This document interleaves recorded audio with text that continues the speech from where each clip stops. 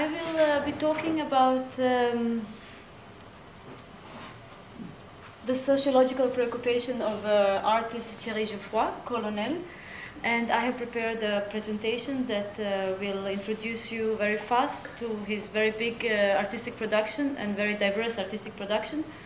I have been focusing on his early production that has to do with photography, and this is what I immediately linked to this seminar as being visual anthropology.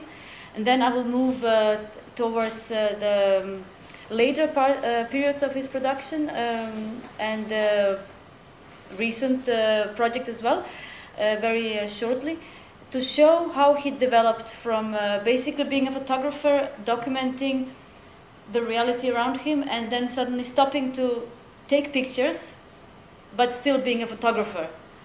And this I found very interesting, and I wanted to share this with you because I found it very opening towards questions about how to go about the collaboration with the subject matter that you're actually trying to capture, sharing the voice with the people you're trying to portray, and other questions that we have been touching upon also in the earlier presentations today and yesterday. I'm opening also a question about how much this artistic praxis is close to anthropology or sociology. I discussed with Carsten, and it is mostly sociological aspects that interest him. But we can start, and then you can ask me questions during my presentation. But now you have an idea how I'm going to construct it a bit chronologically. Yes, and I also have, Carsten asked me to bring a CV of what has been published as well, but he's been doing some things, published things as well. You can see it on page number 5, otherwise it's printed a CV, so you can, if it gets a bit boring what I'm saying, you can look at the paper. Otherwise I have some books and things that you can look at maybe after the presentation, so you don't get disturbed. Okay, this is just to say that I'm a curator. I work with a lot of different projects and different artists. Many times I work with the artists for a longer period. And this gives me a chance to get to know the artist in a way that I also can develop projects together with them. I will not talk much about that because we don't have so much time. This is very early, in '88. We see pictures of I better sit down so you can see. Tourists in different parts of the world, and you can clearly see that he still has the photographic elements of colors and directions in the picture and how they're constructed and angled. You can see a pattern in that if I show them more of them. The texture, the colors, the flesh, all these decisions are very much artistic or like a photographer. He thinks like a photographer, but he's capturing a very he's giving a very critical view of tourists and tourism. Then he moves to Denmark, and he's originally French, but travels for many years also with his wife, and at some point they come back to Denmark, and now he lives in Denmark. So he's in Denmark now and photographing the surroundings, I would say, as being a tourist himself in Denmark, like the other point of view. And he's very close to his to the people he takes pictures of. It's very difficult to get this kind of pictures, which makes them very strong photographically. And suddenly we see a pattern that interests him as cultural meetings also. You will see later there are other projects also. So you see there is a connection, there is a way of it's almost intimidating. It's very close to the subject matter that he wants to capture. And the flash, it makes it almost aggressive sometimes. So, as I said, the cultural meetings is something that he would be framing, as you said, what you want to frame as a focus in the projects. This would be something that was appearing more and more.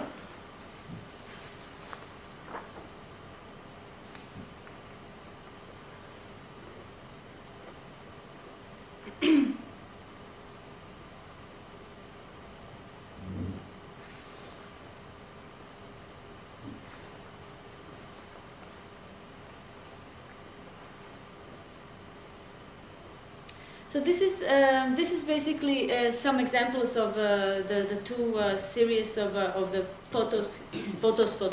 That's how he would call it. Suddenly he stopped, and he wanted to make his role as a photographer more proactive, I guess. So he made a series on with immigrants. This is something that you might know, this project. It has also been linked to many of the intercultural discussions earlier. So this project is looking into the photo albums. We talked about private photo albums before, how they can be seen as material as well. So instead of taking pictures, he would take pictures from others, from their photo albums.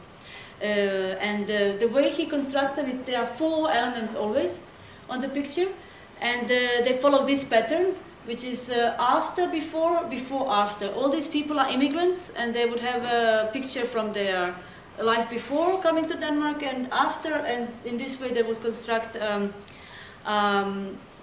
frame, a format. And they will also, there will be a text. So this also suddenly links to the more analytic way of working with the photography than artistic, because you have the name, you register the name, they are born, where they are born, which year they are born, their profession, and when they came to Denmark. So I don't know if you can see, but it says here. And this is very important because he established a system that he would follow on each of these works, artworks. So suddenly his artworks, they become a useful material that can be analyzed. It can be analyzed to see how diverse the immigrant group is actually. It can be analyzed to see how what are their dreams, so where they come from, the difference from their life before and today. And they will choose the pictures. So there is also an element of inclusion in the self-critical way. So what do you choose? And I will just go through. These are lacking the text, but you can aesthetically see the concept. So they all follow before, after, before.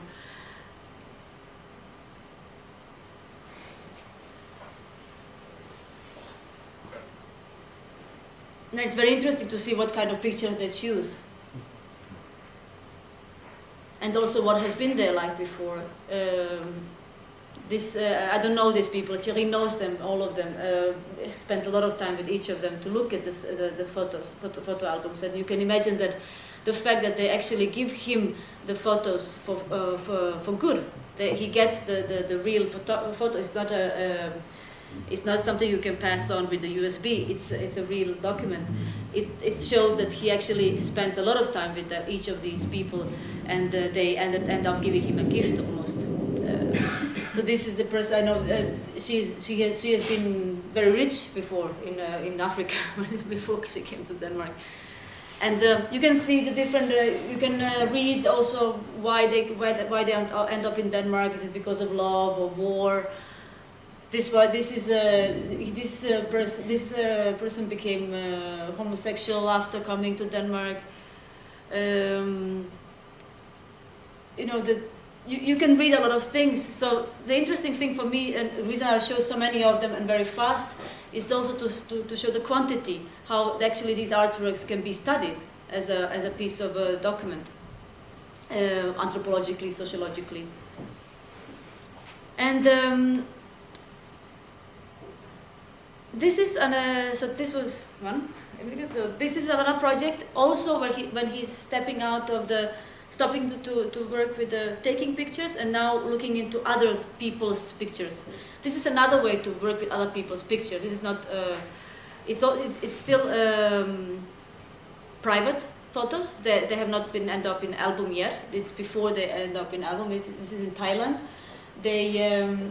He buys pictures from them and he made an exhibition. He would sit in different spots where people would come to deliver their negatives, and he would ask them to give him or sell 4 pictures, photos, and they would have to, on one of them, they would have to be present. So there is always the person owning, the owner of the picture is always in the artwork. And an interesting thing is that he would ask them to write themselves on the back side of the picture. And this is also something that is used in when you analyze archives, that you have the source of the document on the back side. So I found it also very interesting. It also includes the information about how long time they are in Thailand. Suddenly these each of these pictures, well, so it would always be a person in this corner. This is the owner of the picture, and you can see how different reasons for traveling to Thailand people have. Some of them like flowers, and others snakes. Others are, you can see, retired, traveling with husband for 6 months. And so this one is from Switzerland and travels for 1 year. And this person is 20, Swedish, studies economy and travels for 6 months. This one is a sailor in the American Navy. And 1 week. And this is... yeah, and so on. So again, it becomes he's scanning a field. If you talk about the field, artistic field, in an artistic way, he's attacking a big field and scanning it in a systematic way that he has been building up as photographer. He would choose the other 3. So he would, you know, they have to be one of that they are on, and then so these are also a little bit of aesthetic decisions. So I'm again showing them fast just to show the fact that they are many. And I have this in the book. If somebody is interested, you can come to me and take a look. So. His first way of working with stepping out of taking pictures was to use other people's pictures, archive or albums. Then the second step, it goes further, would be then to make situations in a public space where the act of taking picture with the camera or something becomes a performative act, and the public space act. So we have on this picture, I will try to explain, they all gathered. So this is the booth, like a photo booth in many of the stations, like the one we had in the National Museum, just without plastic surgery, the normal one we have. And he would stop people on the street and ask them if they would like to take part in this, you could call it a game or an intervention in a public space, and ask them how much Danish they should write. And the interesting thing for me in this question was that they themselves should define based on what. They would ask, but how can I measure? They would say, but what do you feel? It's again a serious investigation, but with asking a question which is poetic in itself, because how can you, how much do you feel Danish? So it was an example of wanting to, there's something absurd in that question already, and this artistic approach, but still you can analyze it afterwards as what did people feel. I mean, in that moment, that year in Denmark. This artwork, as it is, as you can see it here in the corner, is now at Heart Museum. They bought it in Herning, so for those of you who are from Jutland. And this is the Danish cultural minister now, that one that feels 100% Danish. And then what he says here, it means that he says that he obviously thinks he's 100% Danish, but he said, but I don't know if it's good or bad. So this kind of thing that it starts.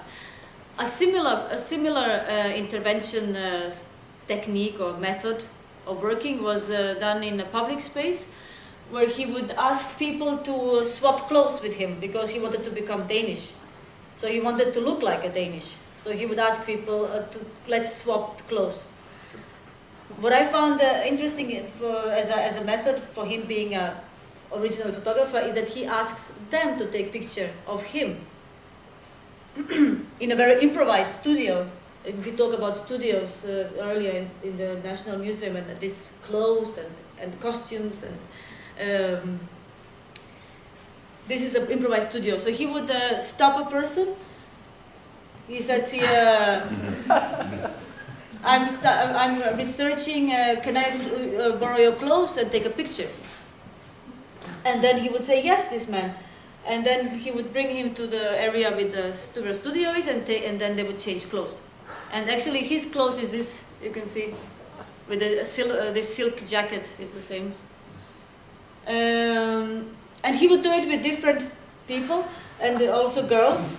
So they would become a photographer of him. And yeah, collaboration. The first picture says, how do you think you can become Danish just by taking on clothes?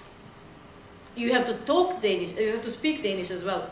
And this one says, and he said, I have to look like a Viking. No, you have to look like a Viking. And then Thereza said, but how do I do that? So they would instruct him. This is an important element also, that he would ask them to instruct him to how to stand and how to act, and so suddenly it provokes the whole line of thought about how the Danish think that the Danish person should stand, look like, and so on. Okay. One last example of these interventions in the city is in clothes. It's when he swapped clothes with different immigrants, because he had a study of which kind of immigrants are the most easy to integrate. So he would swap clothes with different immigrants, and then it becomes a picture. It becomes a Polaroid. So this is what I mean when I say he's a photographer, but he doesn't take pictures anymore.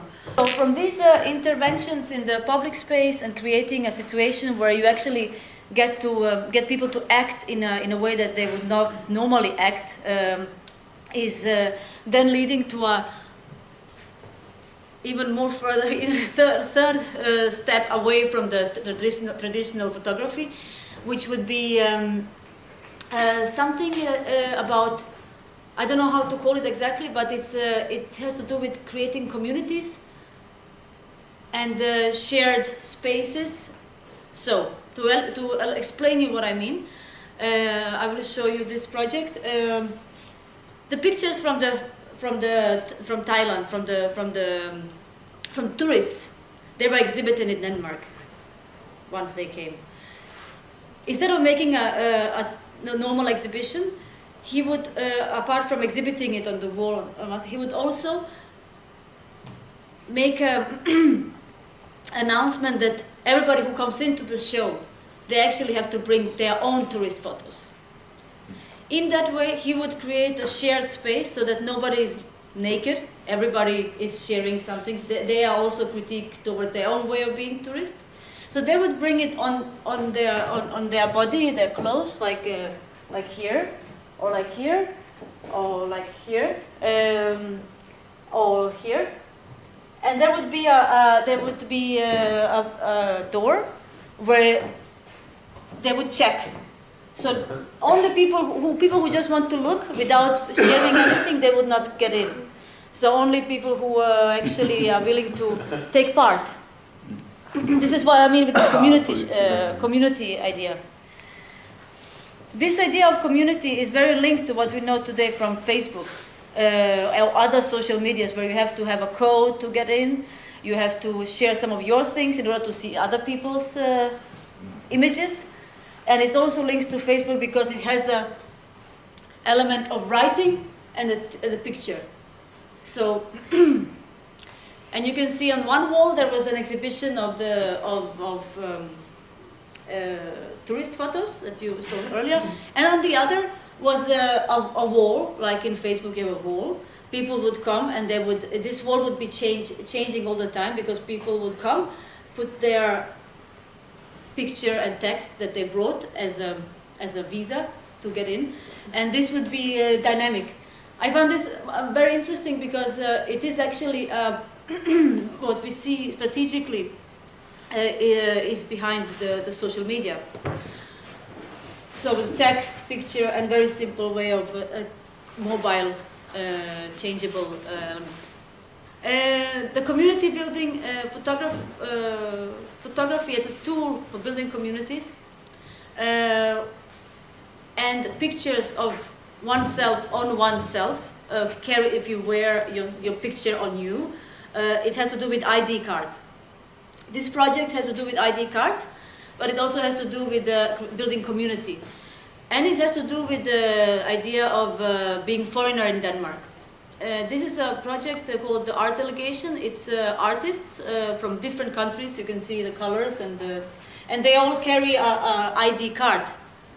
So this ID is also a photographic way of representing something. You represent what is.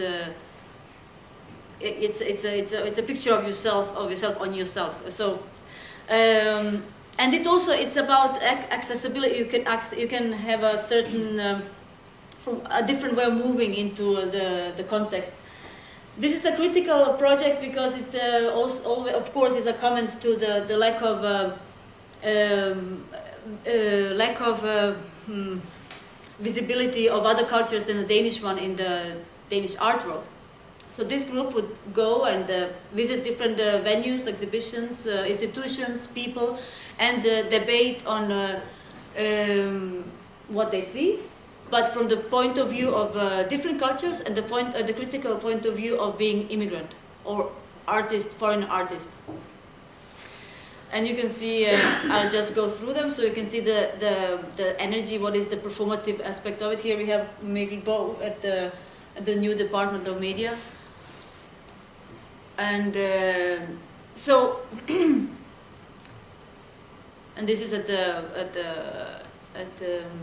Parliament. In the Parliament there is a huge art collection, and here we are debating. For example, this is a portrait of Anders Fogh Rasmussen, and it is one of the politicians in Denmark, and we debate the colors and why blue, and how come the blue can become one party color, not the other, and the things that you might not spot if you don't have this aspect of being a foreigner. This is what's interesting for us. And many different places. It's a massive. Here we even went to he's a editor of the photo editor in the main newspaper in Denmark. So how do you? Here we discuss actually photography. We discuss about how the photography is used in the press, and what kind of manipulation is being done when you use photography in a newspaper.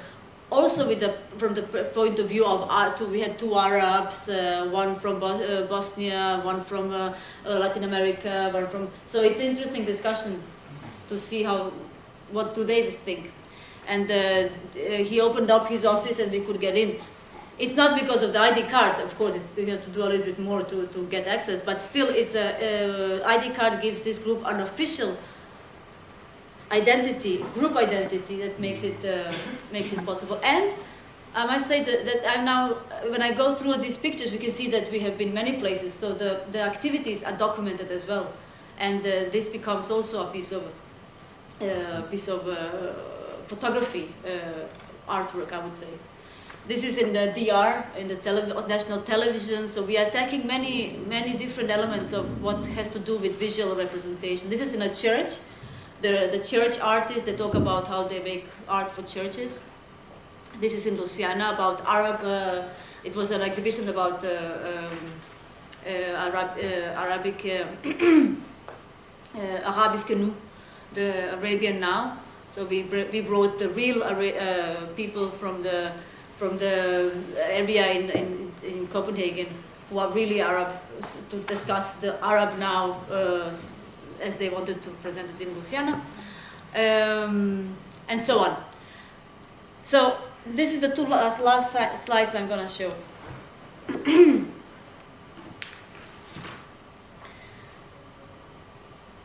I wanted to again bring this artist into discussion that we're having here, because as I told, he moved from taking pictures of tourists to be taking pictures as tourists, to take pictures, to not take them, but to collect pictures from the other people who are tourists, and exhibiting them in a way that you can see here. This woman, she's carrying her own picture while she's looking at other pictures. This strategic move I find very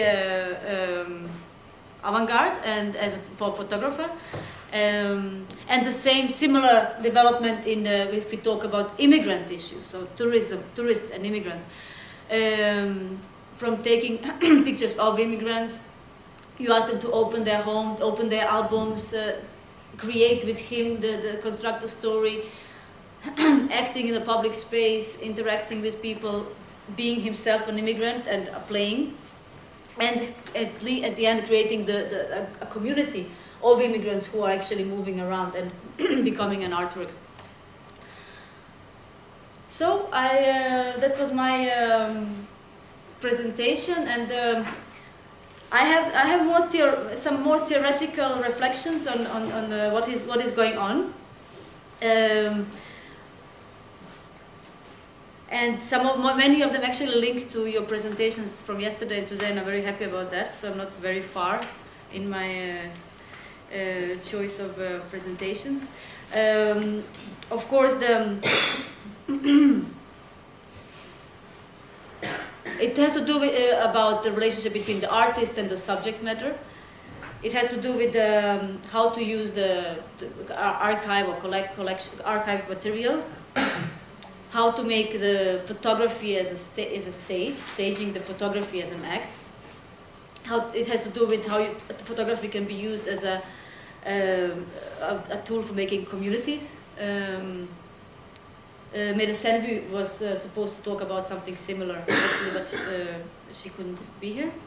It has to do with public and private. What is who is owning the pictures? What is private picture? What is public picture? And also I want to mention one thing is that in the 1990s is when. This, for example, this TV program that he was acting in a public space, it was commissioned by DR2. It's a national channel in Denmark, and in that moment, his artistic practice suddenly became much bigger. It came out to everybody, not only artists. It came out to many people, and this is also an interesting thing to discuss, because suddenly his artistic strategies and so on become. Are interpreted in different way, because they reach out to people who are not necessarily in the field of visual art or sociology or anthropology. And this is about involving the people he's portraiting, either by letting them choose the pictures or letting them take pictures of him, is something that I find very relevant to the discussion of who is telling the story. And the idea of art and facts and art, with this 100%, Of course, it's not 100%. It's not about 60%, but percentage is always it's a number. So it's a game of between art and factual things. How can you create an interesting tension between those two? And also how you can create the games or the situations, or it's a game-like situation or intervention that's, because there is a set of rules, suddenly something can happen in that game, let's say that. But what happens inside of the game, it's as real as anything else.